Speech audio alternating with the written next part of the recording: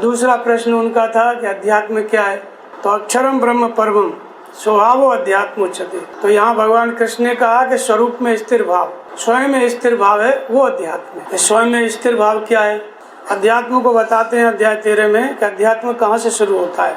तो अध्यात्म ज्ञान नित्योत्तम तत्व ज्ञानार्थ दर्शनम एतज ज्ञान मिति प्रोक्तम अज्ञानम यदतो अन्यथा।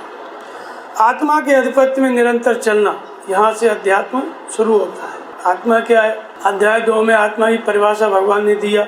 शस्त्र छेद नहीं सकता, जल गीला नहीं कर सकता, अग्नि जला नहीं सकती, ऐसा अंतर्यामी आत्मा वही शाश्वत है, वही सनातन है। हम कौन है, सनातन धर्मी। सनातन कौन है, अंतर्यामी आत्मा। उसी को परमात्मा कहते हैं, उसी को आत्मा कहते हैं। तो आत्मा का आधिपत्य और माया का आधिपत्य, दो आधिपत्य चलते हैं, एक आत्मा का आधिपत्य और एक माया का आधिपत्य। जब तक आत्मा जागृत नहीं हुई, भजन जागृत नहीं हुआ, तब तक प्रत्येक जीव किसके आधिपत्य में, माया के आधिपत्य में। फिरत सदा माया कर प्रेरा, काल कर्म स्वभाव गुण घेरा। हर जीव जो है माया के आधिपत्य में। माया कैसे काम करा रही है, काल कर्म और स्वभाव, ये माया का काम कर रहा है। जैसा तीनों गुणों हमारे अंदर हैं, वैसा ही हमारा स्वभाव होगा, वैसा ही हम कर्म करेंगे, और कर्म करेंगे तो जन्म और मृत्यु। इस तरह से माया का काम चल रहा है, इसी के आधिपत्य में ये जीव है। तो परवश जीव स्वश भगवंता, प्रकृति के वश में है तो ये परवश है, तो ये जीव है माया के आधिपत्य में। और सुवश भगवंता, जो स्वयं के वश में है, वो भगवान है।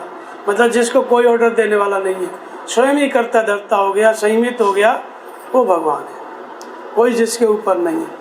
लेकिन हमारे सबके ऊपर कौन है, माया काम कर रही है। तो पहले तो जो माया काम कर रही है उसको हटाने के लिए धीरे धीरे भगवान काम करने लगे। हमारे मन के ऊपर, बुद्धि के ऊपर, शरीर, सब जगह भगवान निर्देशन देने लगे।